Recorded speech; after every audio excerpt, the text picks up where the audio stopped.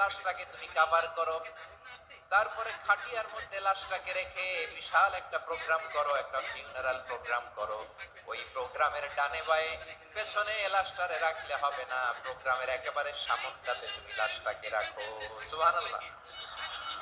একটা funeral programme করতে হবে, তাকে শেষ বিদায় জানাতে হবে, যেটাকে আমরা জানাজা বলি। কি বলি?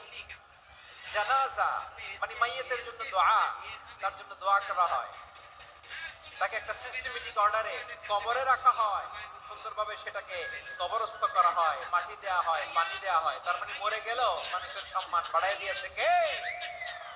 এজন্য আল্লাহ বললেন ওয়ালাকাদ কাররামনা বানি আদম, বনি আদমের সম্মান মর্যাদা আমি আল্লাহ বাড়িয়ে দিয়েছি।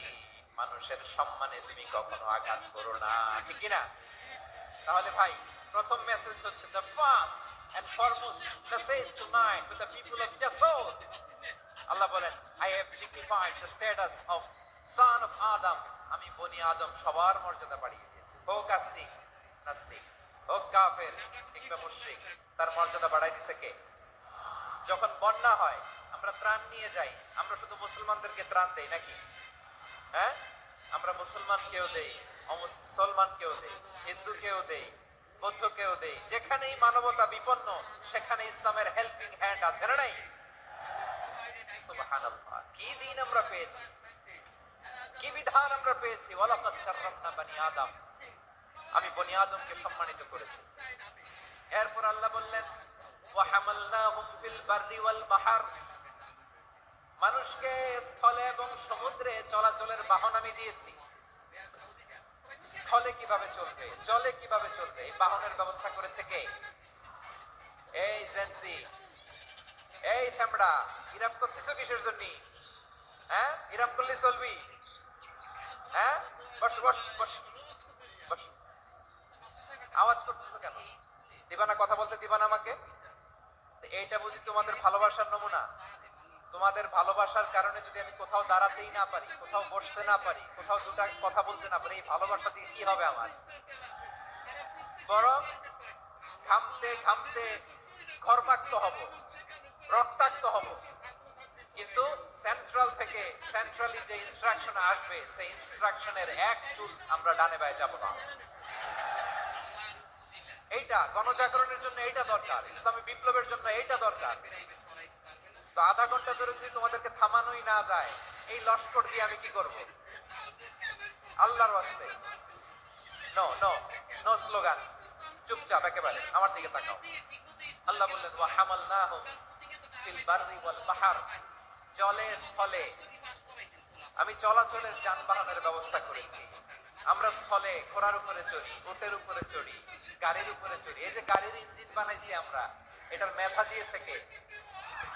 আবার সাগরের মধ্যে আমরা নৌযান, জলযান, বড় বড় জাহাজ দিয়ে এক মহাদেশ থেকে আরেক মহাদেশ যাই, এক দেশ থেকে মালামাল গুলো আরেক দেশে পাঠাই। সাগরের ভেতরে নৌকা গুলোরে ধরে রাখলো কে? ওয়াল ফুলকিল্লাতী তাজরি ফিল বাহরি বিমা ইয়ানফাউন নাস, মানুষের উপকার আছে এরকম সরঞ্জামাদি নিয়ে সাগরের উপরে বিশাল বিশাল জলযানগুলো চলে। এগুলো ডুবে যায় না, কাত হয়ে যায় না, পড়ে যায় না। এগুলোকে স্থিতিস্থাপকতাকে ঠিক করে রাখলো কে? আপনারা জাহাজ দেখেছেন? জাহাজ, হ্যাঁ, বাড়ি চট্টগ্রাম হইলে দেখতে পারতেন, দেখছেন? বিশাল বিশাল জাহাজ, বিশাল জাহাজ মালামাল নিয়ে এক মহাদেশ থেকে আরেক মহাদেশে যায়। গত মাসে আমার জাপান সফর ছিল। এই যে বাংলাদেশে যে গাড়িগুলো চালান, বেশিরভাগ গাড়ি আসে কিন্তু জাপান থেকে। হাজার হাজার গাড়ি একটা জাহাজ বহন করতে পারে, হাজার হাজার গাড়ি।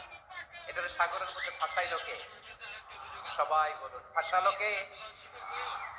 হাজার হাজার গাড়ি নিয়ে জাপানিজ গাড়িগুলো আমাদের চট্টগ্রামের এয়ারপোর্টের বন্দরে ফিরে।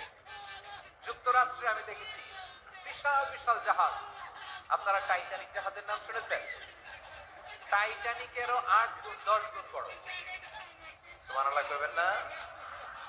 টাইটানিক জাহাজের 8 গুণ 10 গুণ বড় একটা জাহাজ আছে, আইকন অফ দ্য সি, আমি দেখে এসেছি। রয়্যাল ক্যারিবিয়ান দেখে এসেছি। সাগরের সামনে জেটিতে যখন দাঁড়ালাম, জাহাজটা যখন যায়, আমার মনে হচ্ছে একটা শহর, গোটা শহর, the entire city is floating on the water. পুরো একটা শহর মনে হয় পানির উপর দিয়ে ভেসে যাচ্ছে, পড়েন সুবহানাল্লাহ। এই যে আইকন অফ দ্য সি, এই ক্রুজ, এই জাহাজটা, এটার ভিতরে স্টেডিয়াম আছে। কিসের ভিতরে স্টেডিয়াম? কথা বুঝে নাই বোধহয়। স্টেডিয়াম কিসের ভিতর?